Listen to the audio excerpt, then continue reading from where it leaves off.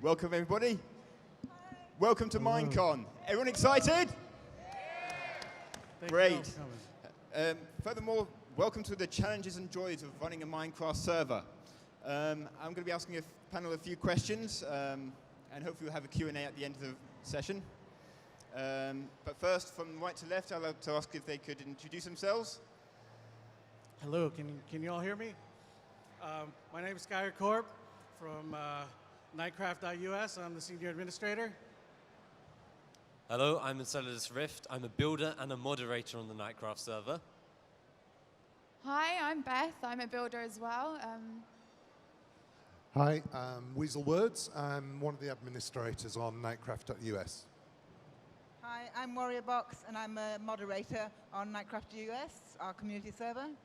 And I'm Russell, a.k.a. Pikezi. I'm a player and a member of the community. So to start with, how did Nightcraft.us get started? Okay, Nightcraft.us started back in 2013. We had played together on another community that was slowly deteriorating, so we got players together as best we could. Our founder was a 13-year-old child from the East Coast. He bought a server plan, got us all together, hired us as staff, and from there we really didn't have a clue what we were doing as far as moderating. We knew what it was like to play and be moderated, but from whatever we didn't know, we learned, or we got other people to join us and learn, and we slowly built this community up. Yeah, and if we didn't know how to do something, then we would get somebody in to actually do the work for us, and hopefully teach us as well how to do whatever it was that we were struggling with. And so it was a very steep learning curve, wasn't it, to start with, Skyer, on the server? Yeah. There was a lot of stuff there that we need to do, and really we want to pass some of that information on to you, hopefully, today. Today we run roughly 8 or 9 different server game modes. We have Survival PvE, which is our main server. We have Kit PvP, Factions, or Fractions as I call it, Creative. We have 2 very custom games that we've had developed. We have Castle Wars, and we're coming up with a new game mode called Trade Wars, which Deadlocks will be highlighting for us in the coming month. Yeah, they're both like capture the flag type game modes. We also have Night Z, which is our version of MyZ or Daisy. Daisy. We have a whitelist server, and we also have a build server, because one of the things that we specialize in is builds. That's really our community motto, isn't it, really? So that's background on our server, but we're really here to talk about the challenges and the joys of running a Minecraft community as we have experienced it from our point of view. Actually, before I get started, I'd like to ask the audience a few questions, if that's all right. Could you guys raise your hands if you play on what you consider to be a community server? Oh, right, so about 50–60% there then. Excellent, that's really good. 95%. Okay, how many of you help run or moderate or admin on a server? Wow, that's About the same really good. percentage. That's crazy. So All you'll right, feel us. how many of you run your own servers? Cool, cool. We're in the right company here, aren't we? How many of you would like to run your own servers? Hey, hey. Brave souls. That's cool. Okay, well, I hope you're going to pick something up from today's meeting, today's panel. Okay, so how do you go about creating a Minecraft community? Right, well, we think first you need to decide your goals. So really, you need to think about what sort of values the players in your community hold, what type of community you want to build, and also what are your interests. Some of our goals and aims on Nightcraft is that we want a place for all players of any age to feel safe in a good environment with friendly people. We also want to encourage high standards of building, that is our thing. We have a lot of encouragement and development for members of the community, for players and for staff. And most importantly, we just want to have fun. So, yeah. Okay. Great. We want to build a community and we want to explain to you how we did it. This is not the way that is like the rule or cast in stone. This is the way we wanted to do it. So we like to welcome all ages, all types, everybody who wants to play Minecraft. So our age ranges from about 6 to about 60. And I have to say I am the top end of that. I'm the mother of the server. We provide a safe place for any age. So we'll watch over the kids, make sure there's no abuse, no bullying, no sort of aggressive behavior towards the kids, and we'll watch over that and moderate the chat. Or to any player, to any player. We encourage players to stretch themselves, to build beyond their abilities. Our server, we want it to be beautiful. The dirt box is okay, that's fine, if that's all you can manage, but we want to encourage our players to manage more than that, to be better builders. You've seen some of the builds on the video.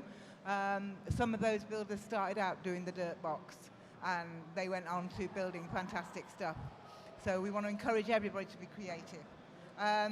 We want to encourage collaboration between players, so if they can't do it on their own, they can do it together.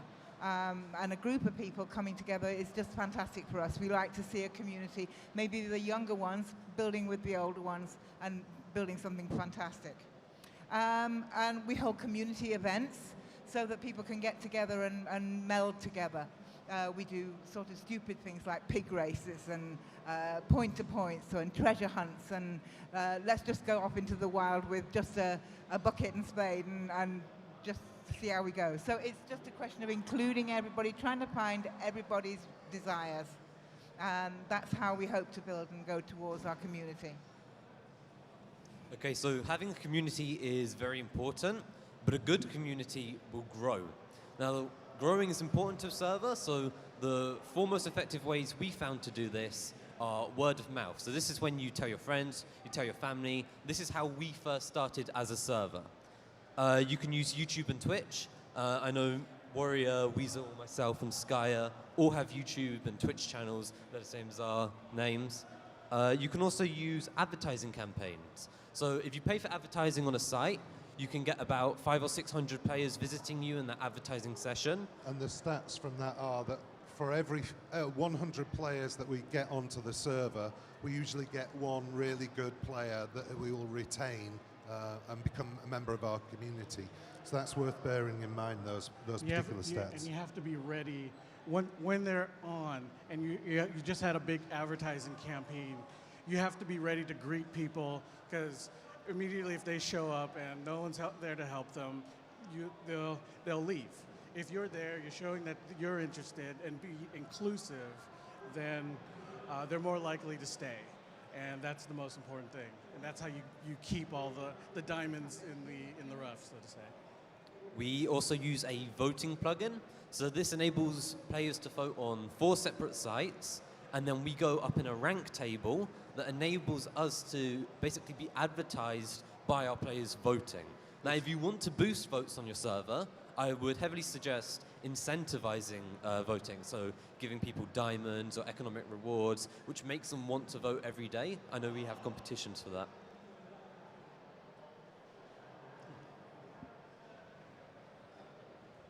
So once you've got your players, really, the next thing is how do you retain your players? What is it that keeps your builds your community and gets the players to keep coming back? We have a forum, a really active forum, where we encourage all our players to register on there and become an active member on there. It also helps us then keep in touch with them, sending out the events that we've got running on the server. The forums are really a great way to stay in touch with your players offline. especially say if someone's just been griefed and you're taking care of their problem and they're not around to know. At least you can use the forums to message them, and they don't have to discover later in game that all this has happened. We're taking care of it for them. As Warrior mentioned earlier, we hold a lot of events on our server. We usually try and do them at the minimum once a month, and there will be big events attended by a lot of the community. We offer prizes, but very often it's just status of being the latest victor on the event that we're running. Some of the prizes are in-game stuff. So that will be maybe a diamond armor or something really well enchanted that the player particularly wants for. And it makes it very competitive there. One of the other things is we do have quite a few kids on our server, so we do try to take advantage of the school holidays. And being a multinational server, coordinating where the school holidays are across the globe can be quite a difficult Even operation. just managing time zones could be difficult. Yeah. The other tool that we really use, I think, is Mumble. Have you guys heard of Mumble? Yeah, so it's the heart of our community, I would say. Any form of voice chat will really helpful. We choose Mumble. You can choose TeamSpeak or others. But yeah, Mumble's our choice. That's where you can get a hold of our staff the quickest. You can explain the problems better, faster. That's where you'll find us the most. Another good thing about Mumble is that we offer other rooms as well. So people who play CS:GO, who maybe be a little bit tired of Minecraft for a week or two, they know they can still come in and participate in the community, play CS:GO with their friends, talk on Mumble, and then they're straight back into Minecraft again when they're next ready to play Minecraft again. So it just keeps the bond of that community together. It's really, really important, I think. That's great. So now you've built the community, you've got the players there. How do you get the right players onto the server? Or more importantly, how do you get the right players to the right parts of the server? Okay, so as we said, we do hold advertising campaigns. From that, we will get an influx of maybe 500 players at one particular advertising campaign. Out of that, we probably retain 5 really good players who then become members of the community. So we have like migrant visitors coming in. It's very important that we're inclusive and we try to have all age ranges on the server. Somebody said to me once that one man's dirt box is another man's castle, and I really do agree with that. We all started building those dirt boxes. And so now that we have the range of different game modes available on our server, we can very quickly analyze a particular player's game mode and what they're good at, whether they like raiding or PvP, and we can direct them onto the game mode that suits them best. Yeah. Generally, our survival server is the most popular. It's our peaceful server, but moderator will come in, see that a person immediately has their sword out or their pick out and is starting to attack buildings. We'll send them to Kit PvP or to factions where raiding is allowed. So that way that keeps them with us, not necessarily just banishing them and making them gone forever. We do get a fair number of trolls as well coming onto our server, which we have to deal with very quickly. We have to deal with them, because we're a family-orientated server. We want the language clean. We want it to be peaceful on there. So we'll boot those players off if necessary, or we will direct them to the game mode that they want to play in. I think that's it, yeah. Okay, so how do you choose staff? Well, okay, I'm going to ask another audience question here.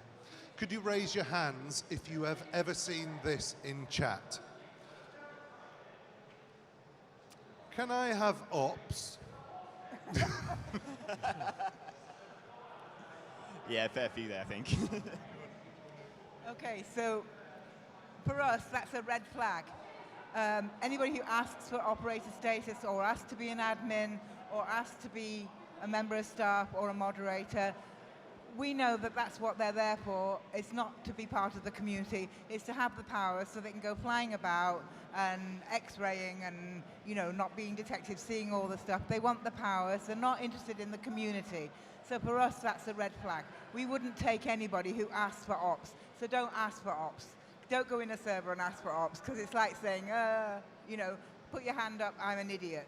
No, we don't do that. We would allow a player to show whether or not they deserve to be a member of staff. We're not interested in people who just want the perks. We want them to show us that they're willing to stick with us, to be concentrated with us, to be part of the community, to help other people, to play in what we call, we're not interested in just serious people. We want fun people, but people who play in a wholehearted manner. You can usually tell when somebody comes in the server and the first thing they do is start hammering at the stuff around spawn, trying to break it, or breaking holes in the road. So we're looking for pillars of our community, really. That's really what we're for all our staff positions. And we don't really care if you've got any skills whatsoever, because one of the approaches that we've taken is that we will teach all our staff the skills that they require, whether that's administration and getting involved with the behind-the-scenes server and installation of plugins and things, or whether it's front of house, being a moderator, welcoming new players onto the server, or the build team. We have a whole separate build program that Stephen's been running workshops for, haven't you?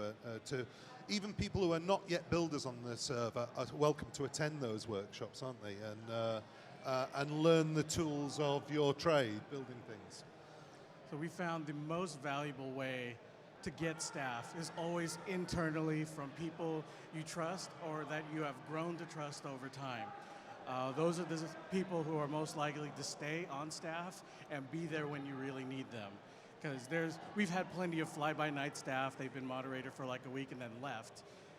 And, that's not really useful to the community. People don't really know them, so when they're being asked for help, it's practically a stranger trying to help you. So it's better to have someone that everyone trusts be part of staff, and it eases everyone's comfortability. Okay, great. So, how do you delegate responsibilities to your staff?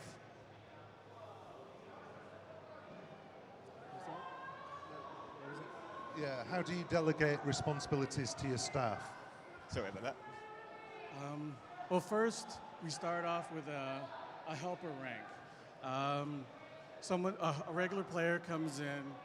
To be a helper, this is how you gain trust with the community. You show that not only do you know how to play, like in our spawn, there's several different areas that will help the players out. But unless someone new goes around and searches for themselves, it's hard for them to find. So a helper is someone who's already been with us for a while and is there to show them where our zombie and pigment grinders are, or where our free food is, or our free farms, just to help people get started. These people have to earn this rank by helping at least 5 people. And then from there, our helpers can graduate to moderators and admins, into higher positions of trust. Great stuff. So, we've got a prop for the next question. How can you be inclusive of players and still wield the ban hammer? And we actually have a ban hammer here. All right, I want to ask the audience one more question before that. How many of you, raise your hands if you've seen this in chat. I'm from Planet Minecraft. I would like to review your server. Can I have admin? Anybody who comes onto our server, immediately we see that in chat, gets instantly permabanned, because we don't want them on our server at all. They're obviously lying, which is not a good way to start. Right.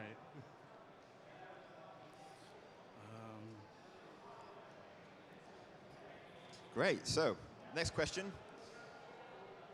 What is there in terms of technical support for your staff, players, and the server? So part of the support for your staff, you have to have the right tools for them to moderate, obviously. So we have, say for our server, we have Vanish, so that way people can follow players and see their natural behavior without, because whenever a cop's around, you kind of behave a little bit more than you would when you don't know they're around watching you.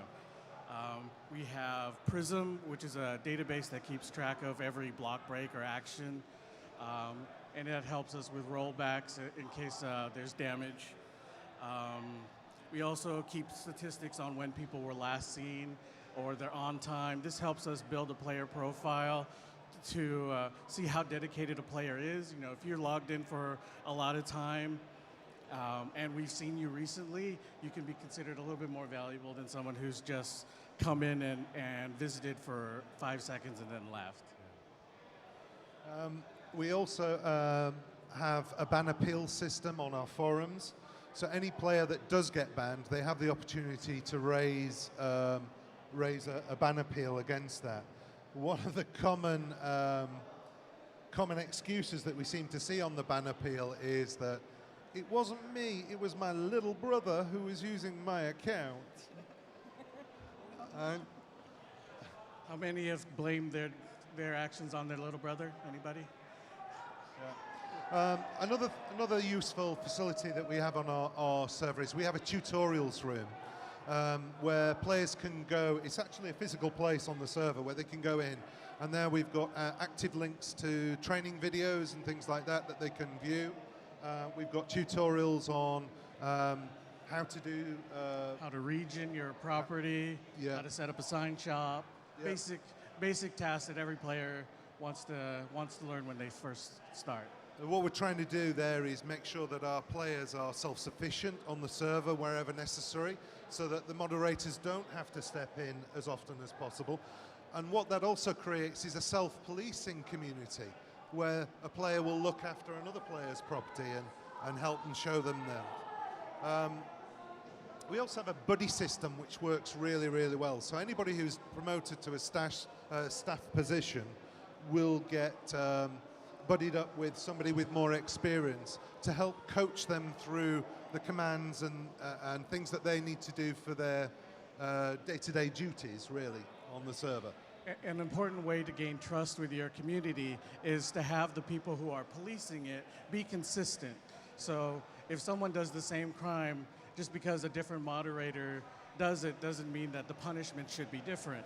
They should be the same across, so that way everyone can feel like they're treated the same. And plus that when you had something done against you, you feel like the proper punishment was applied and that there's no favoritism.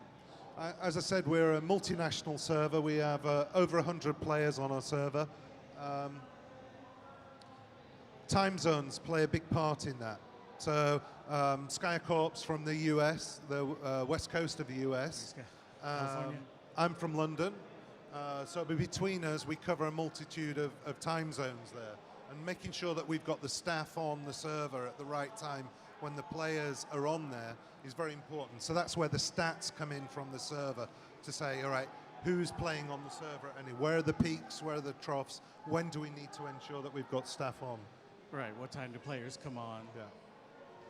Right, that's great. So we have the basics of a server now, but we need to value add, keep the people in. So there has to be some kind of game infrastructure there to keep things moving. And maybe you can talk a little bit and tell us about this. Okay, so I believe one of the main parts of a server world, for instance survival, would be a spawn area. So the spawn is sort of where everybody bases themselves around. They'll build houses around spawn, the land is more valued, and it's just a nice way to make it easy to navigate. We have cardinal roads going northeast, south and west from the center of spawn, and these are color-coded to sort of aid navigation. So if a player doesn't know how to tell if they're going north, they can just say, hey, I'm on the blue road. We have a never road system, so you can travel 8 times as fast, as 1 block in the never is equivalent to 8 blocks in the overworld. We have a economy system. Now what this does is it enables us to prompt and help with the concept of fair trade, because with moderators and admins, you may have to deal with people not having trades that have been fair and getting ripped off by each other, and just an economy really helps with this. We have MCMMO, a plugin where you level up your stats based upon how much time you've played for and how many times you've broken blocks. And what this does is it means you can mine faster, get more drops from ores. It's just a nice way of rewarding players who play a lot on our server. We have a repair sign system where you can right-click it with a tool in your hand and it will repair it for a amount of economic money. This sort of gives another use for the economy itself. We have warps and portals that can be purchased. This makes navigating really, really easy for our players and just sort of makes the game more streamlined. There's always free food at all of our spawns at a pig spawner. We also like to have a town hall where we hold server meetings. We can put up bulletins for the players, and it's just a nice place to gather. Okay, we also have a resource world that resets, and we have regular dragon hunts in resource world. Weasel, would you like to tell us about this? Yeah, the beauty of having a separate resource world, which we use through the one of the plugins, I can't remember the name of it now, Sky, the multiverse plugin, is that it stops our overworld getting chewed up by players, going in there and maybe strip mining or cutting down forests and things like that. We say, there's a resource world, go through that portal there, grab what resources you need, then come back and build.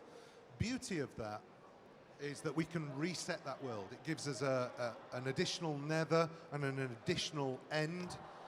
So when we do a reset of the resource world, you see players waiting at the portal saying, is it reset yet? Is it reset yet?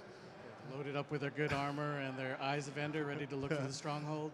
They're obviously waiting to go after the new dragon that's just been spawned in.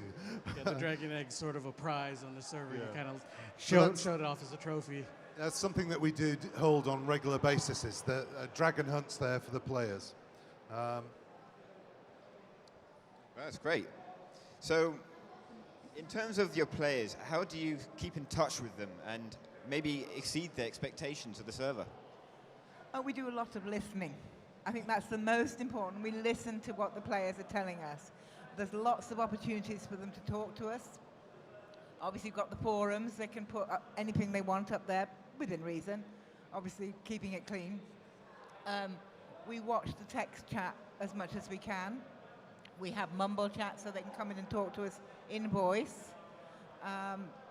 If they can't talk in voice, they can listen to what we're saying. We listen to them at the town hall meetings. We encourage community members to look after each other and to look after themselves.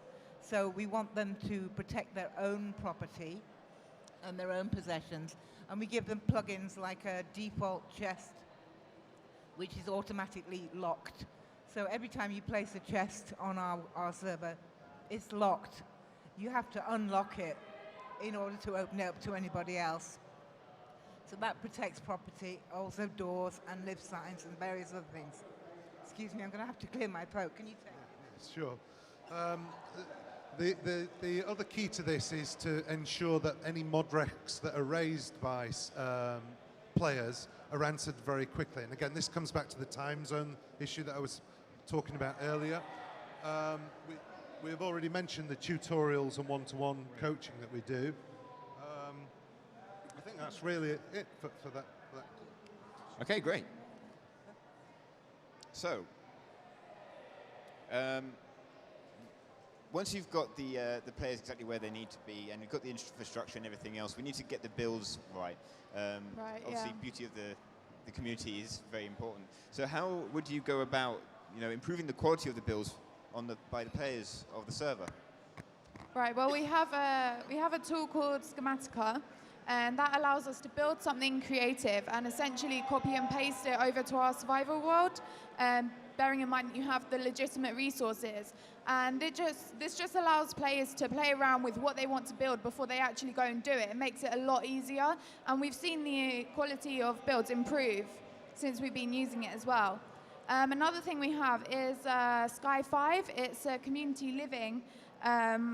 There's loads of plots, so you can go in, claim a plot, and then there's a community farm as well. So all the resources are nearby. It just makes building a lot easier, and it also makes it easier to compete with your local neighbors on your plot as well. Okay, so we also like to stretch the skills of each player by encouraging creativity. So this could be organizing team build events. We use a variety of building techniques. So some may involve using world edit to build it in creative and then take it over. We also encourage the use of different materials and coordinate color schemes between our teams. We also hold competitions between our players. So at one point we did a Pictionary competition in creative, and may I add, we had some amazing dolphins. Yeah, it was amazing. We also did a competition for the best small house, which I believe Warrior died about 8 times trying to check these houses. Stink like a torches. And we also run workshops. That's me and Beth, we run those together. Yeah, we do. And what we like to do is we like to take a group of players and we time-lapse a build, put it on YouTube, and it just sort of keeps the players motivated to keep building rather than other build projects where it may take a week or so. Some of the builds we've had from that have been amazing. Chapels, castles, you name it. It's been great. Great stuff. So hopefully in the future we're going to have a larger player base, and hopefully it's going to grow a little bit after today, but we will see. What do you have with the current player base, or the growth of it?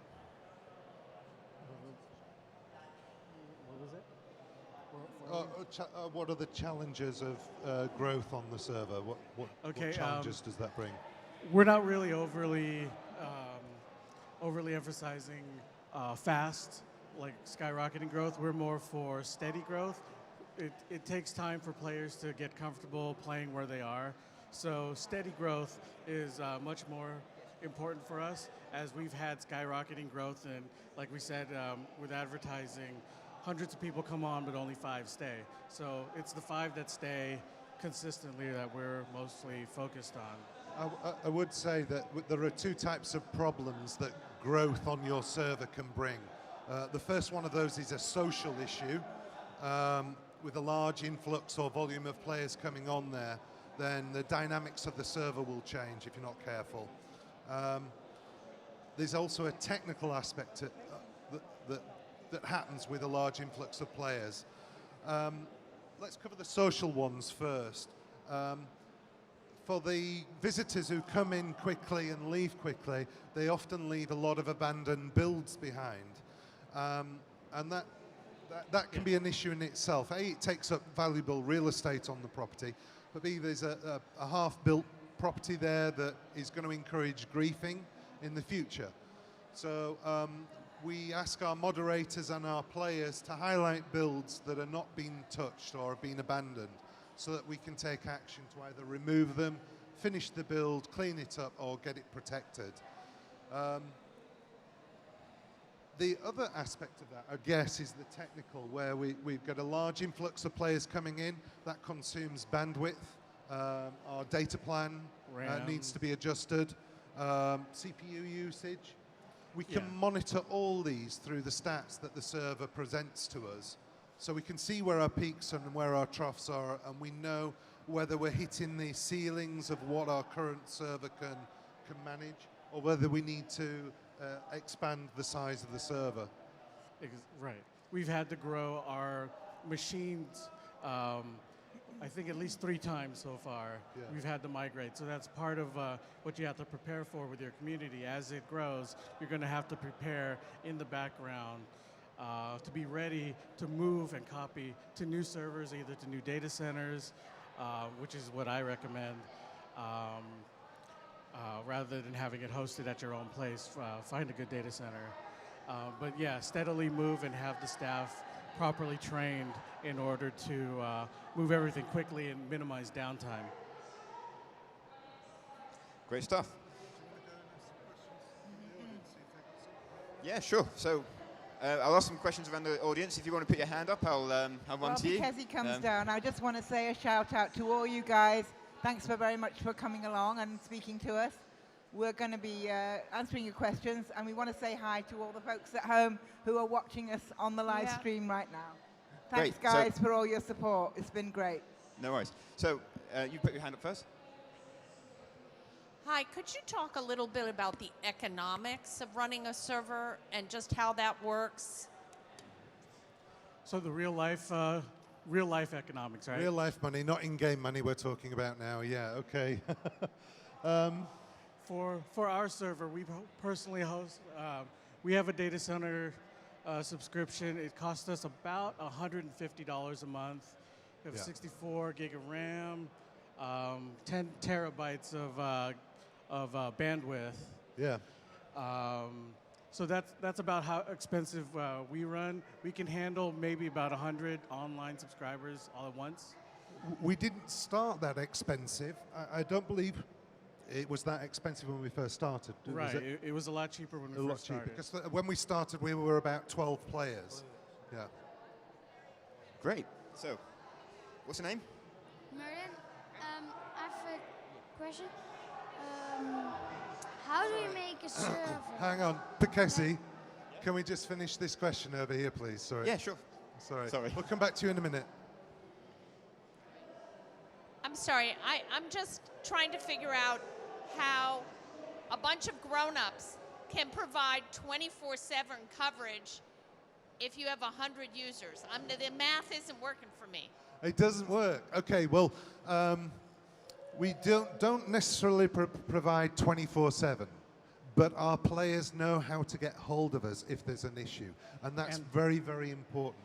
We use IRC, we have Skype available, we have very responsible, well, some of the senior players who are not staff members, they know how to get in touch with us if there is an issue on the server. We have players in the US, most of Europe, Australia, Canada. Australia as well. So just to confirm, all of you guys are volunteers? All our staff are volunteers, yes. All of us. Unfortunately, we have never gotten a penny. When they're willing to pay us, I'll put my hand up. That'd be great. Yeah. Okay, try again. How did you make the server? Did you use maps or how? Sorry, Pekesi, I can't hear. Can you hold the mic closer and ask him to speak up a bit? Sure. How did you make the server? Did you use maps or how? Right, that's a really good question. Now, I'm going to hand you over to our chief builder over here. Okay, so generally all our servers, so our survival server for instance, we basically just started off with a blank world. So you put in a seed and boom, you've got a world. But we didn't download any special maps, they wasn't made for us. Our players have built the spawn and they've built all the builds themselves. Sometimes we do use world edit for the road systems because it's a lot of work because you've got to build about 4,000 blocks of roads. But yeah, we don't use maps, we pretty much just do it all legit. I think one of the really great things about our community, though, is the fact that everyone is willing to help and get involved, and that if you allocate someone a task to do, maybe like building a road or a bridge, they'd be more than happy to do it because they're putting something into our community. So, yeah. Yeah, a good example of that. Actually, I made a tunnel system between my base and Warriors, which looks really good. So it can happen spontaneously with permission, obviously, from the admins if they chose that. You happy with that? Yeah? Okay, yeah, I had a question over here. Hello. So I've been helping running a server for about 3 years now, since September 2012. I'm an administrator on it. Player base is around 50 people all the time. We primarily run modded servers with like Direwolf 20 or FTB, mod packs. Our biggest thing that we have trouble with is communication. I'm not sure how you guys been able to do it. Okay, so as I said, Mumble really is the heart of our community. It's the place to go and talk to the players. The players can talk to the staff. They can raise issues there. The forums is the secondary fallback for that. Internally, with the staff, because we are multinational, we use some other tools as well. We've just been looking at a brand new tool. Up to today, we've been using Skype with a Skype group for the staff. So the senior admins have their own group, the moderators have their own group in there, and then there's a staff group as well. To probably be a little more clear, we use TeamSpeak, and we have different channels depending on what servers we're running, and we have staff channel, we talk, we have Skype group as well. The biggest thing is trying to figure out how to coordinate events or other things of that matter. The more difficult stuff Right. My advice to you is get an events coordinator whose job, so that becomes a staff position on your server, somebody whose job it is to that, and tell them they'll burn out doing it because it's an exhausting job, but tell them to do it for 6 months and then find somebody else in the community to take over from them, you know, take up that Olympic torch to move forward. Yep. So having the staff run every single staff run everything, have like different jobs for each person, pretty much. Okay. Yeah. Yeah. And if you need to, you can also have your events multiple times. Like we have a pig race. We can have a pig race just for the U.S. people who can make it, and then we'll rerun the pig race when the Australia people can come in and log in. And so having 2 events or 2 coordinated events targeted at different time zones works as well. You know, we mentioned about the school holidays. You know, knowing when those are plays a big part in that. It's always good to have a reason to all come together, and whether you have to come together by time zone or globally, as long as you're all together and you're all having fun, that's the main point. So I'm a owner and administrator of a whitelist vanilla NPC server. Cool. The main problem we have is it's not being active, it's about keeping the community together. Would you suggest starting fast with the spawn and getting it all done, getting the farm set up? Or would you suggest going slowly so people stay active inside the spawn area and working together? I think that slow growth is better, personally. The important thing about a spawn is that people can find things easily. There's no point, I mean, you go into some spawns, you don't know which way to look first. You know, there's stuff all around. Yeah, you get disorientated. They're usually in quarters, and every quarter looks the same, so you don't know which way you're facing, you don't know where you're going. And way across, like from here to the exit over there, is something that you might want. So you have to go running all the way over there. You find it's not what you want. You come back. I like a small spawn. I mean, our central small spawn area is about 20 blocks square. And you land in the middle of it. There's the bank. There's some community chests. There's an ender chest. There's links that you can click on to go to forums, to go to Mumble. Then just beyond that, outside that area, about 30 blocks radius, is portals that lead you to the Nether and so on. And to warps, and and then beyond that, there's a big sign that's saying store, free food. You know, so you don't have to move from the actual center point to see what you want. The problem is you get so disoriented in these huge spawns. They're very pretty, but they don't really help the new player. So beyond that area of the essentials, easily within reach, easily seen, is a huge area which we call spawn. And it's a safe zone. And it's beautiful. It's got it's a mountain with dragons on the top. And it's vast. But we could do away with that absolutely tomorrow and lose it and just keep that 30 block radius and still have everything we need. Does that answer your question? Great, thank you. Next question. So I was wondering so I've been running a server for a couple of years now, and only just now I started getting like 2 people to like be on at all times. So let me get this right. You've been running your own server? Yes. How old are you? I'm 12.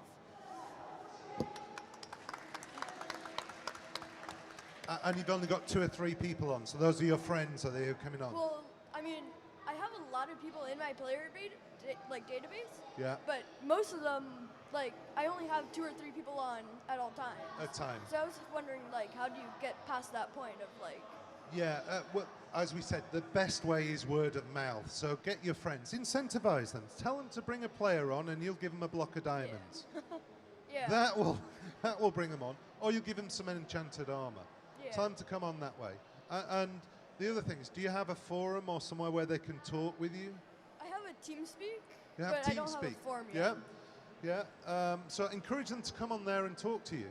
Yeah, And find out what your common interests are, whether it's PvP or building, or, you know, and encourage those sort of players to come onto your server. That's my advice. Okay, next question. Hi, I would stand, but how did you manage to afford to run? Sorry, how did you afford to run the server at the beginning?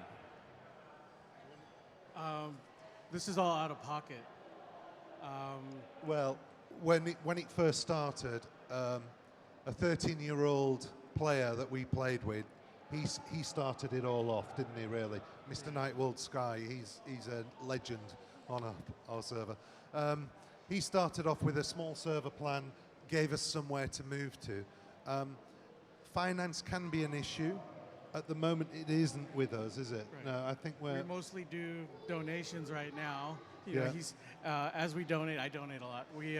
As we donate, he saves up, puts that towards advertisement to get more players in. Yeah. Yeah. But yeah, mostly So, it's out of pocket for us. I mean, I've been running mine for about 4 years, I think, 3, 4 years now, and we've been using subscription sort of payment membership type system, but we've been struggling to get enough people in. Thing is, when we tried for a period to go free with sort of donations, we weren't getting anyone coming in. We tried advertising on the forums and everything like that, but I don't know the best way of getting them to come. Right, I'll answer this question because I know a little bit about it. A lot of the community are very, very invested in the server. For me, we have a plugin, the economy system, and like a ranking system that you have to pay for to get up the ranks and earn features. And I pretty much immediately subscribed to that and made a payment because it gave me features that I could use around the server that was really useful. Using things like this on the forums, on wherever you can, in the server itself, to kind of advertise that you can get better features out of it by paying, and to make an active contribution to the community. Once you get to know the admins and the moderators and the owner even, you know, if he's struggling, you'll come across and you'll want to help. And I think the other players will too. Sorry, last thing. How did you get around the EULE, whatever it is, thing with that? What was the question? How to get around to EULA? Well, mostly this is all paid for out of pocket, and just by voluntary donations. We don't make anyone pay anything. So there are perks. All the perks that are offered with our ranks are also available through either the voting system. Players can earn those naturally on the server. We don't operate a pay to win server. Yes. Yeah. All our prices are all very reasonable as well. There's no like $600 donations that you see on some of the servers. Any more questions? Another one in the corner? No running, Picazzi. Sorry. So I was helping develop a server which had around about, I think, peaked at over 3,000 players, but we had to shut down because of finance reasons. And I think the thing we kind of really struggled with was kind of communicating that with the community and kind of setting up other ways for people to communicate with each other after we'd shut down. I just thought, how would you handle a kind of mass shutdown when you've got such a large community of hundreds of people?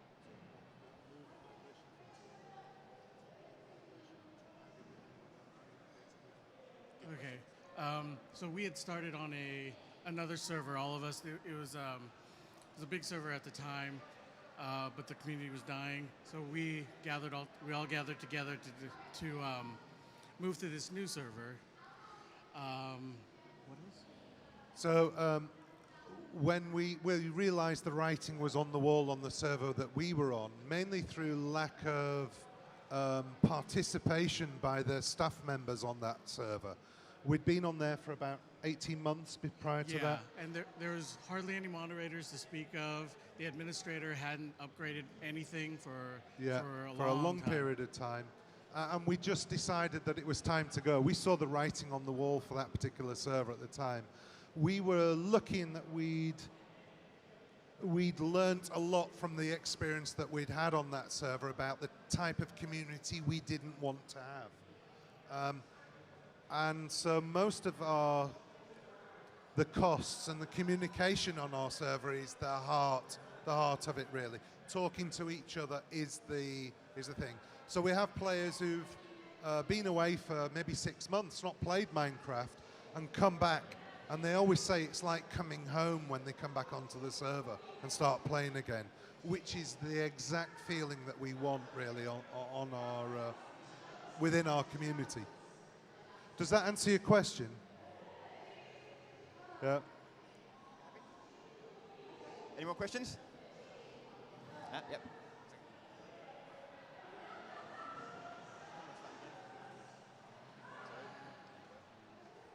How did you go about getting custom plugins? Like, did you ask on the forums, or did you learn to make them yourselves? Oh, personally, for our main source of custom plugins is a small little website called Fiverr, 5RR. There's a developer there for as little as $5 will generate a plugin. He's very fast. I recommend him. We recently developed a brand new one. Like our server owner's a bit of a prankster.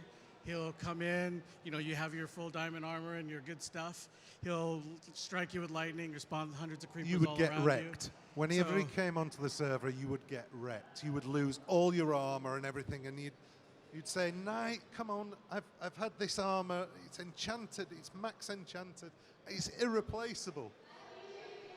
And so now we have a command at one instance. You can just type in this one command, and all your good stuff, everything is saved to a virtual chest, including your armor, including your on-hand inventory. And so if you die, let him kill you as many times as he wants, but when he's done, a single command will bring everything right back. He is a benevolent god. So Fiverr, that's what we would recommend. But I understand there are some workshops here this weekend, aren't there? So look out for those. So to write your own. Yep. Hey, also, I have a Skyblock network, and I was wondering what events you would recommend hosting. Okay, there's a long list of events. Simple stuff. It depends what you want to encourage, okay? You want a bit of fun? Do a biome run. It's a great way, very cheap to organize. Do a biome run. You start off in a resource world, and you see how far you can get within a limited time, okay? You go in there butt naked, all right? All the resources that you gather during that biome are what you take home. You head in one direction, like you just head north, and you go on as far as you can, just straight north. If you need coal, you need iron, you mine it right there. You kill pigs along the way, and whoever gets furthest, without dying, the last person standing. Some of the other events we've had golem races, iron golem races. Very funny seeing players lead an iron golem through the central spawn to get out to the finishing post. We've had what? I think one of my favorites was we did a coordinate race where we had 3 coordinates. We were paired up, so me and Stephen were in a team, and we had to get to all 3 coordinates to get to the finishing point coordinates. There was chests with them in, and it was crazy. Some people were at the wrong coordinates. They couldn't get to them, or they were in weird places under the ocean, so you didn't know how to get there. But yeah, it was really, really fun. So I'd recommend something like that, yeah. Okay, I think we've got time for one more question. Does any website like 5R what it was called. Help config any plugins. If you don't know how to do that. When you go to 5R and ask somebody to build a plugin for you, you're the boss. You tell him what configuration that you want, all right?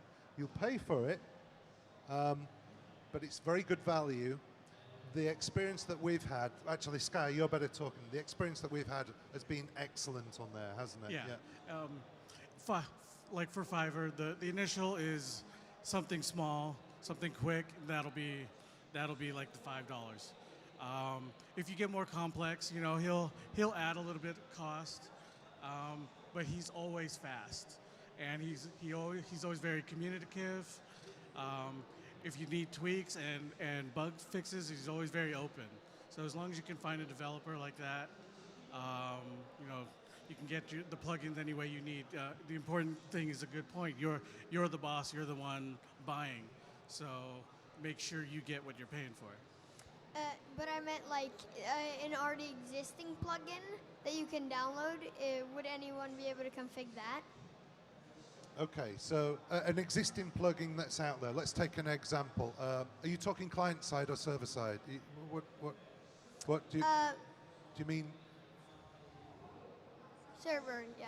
The server side. Okay, so there are a lot of YouTube videos out there. That's one of the things that we did struggle with when we first started out, getting an understanding what we needed to do to get the server up, the right plugins in place. There are YouTubes out there that will show you how to install those particular plugins, what configuration you need to put in place. Do you have a plugin in mind that you're struggling with? No, not really. Just in general, you're talking Yeah. about. So yeah, we found that YouTube was the best. There's a lot of documentation on. It's important to use a plugin that does have a lot of documentation. That way, it shows that the developer is willing to actually educate the public on how to use their plugin, as well as they feel they understand what the plugin is. And that they're more likely to continue maintenance on the plugin, because you don't want a plugin where you'll install it and then with the next Minecraft update it's not going to work anymore because the developer is not going to work anymore. So someone who has a lot of documentation and it's like a key sign that'll tell you that that's a good plugin to start off with. Thank you. All right, well, I think that's about it. Thank you very much, everyone. Thank you, guys. Thank you very much. Thank you. If any of you got any more questions, we've run out of time, I'm afraid, but if you've got any more questions, we're more than happy to answer them on a one-to-one basis. Just come and see us. We'll be at the side for a period of time and then out in the main concourse out there. Just grab one of us and say, ask away. All right? Thank you, guys. Thanks for coming, much. everyone. Enjoy MineCon.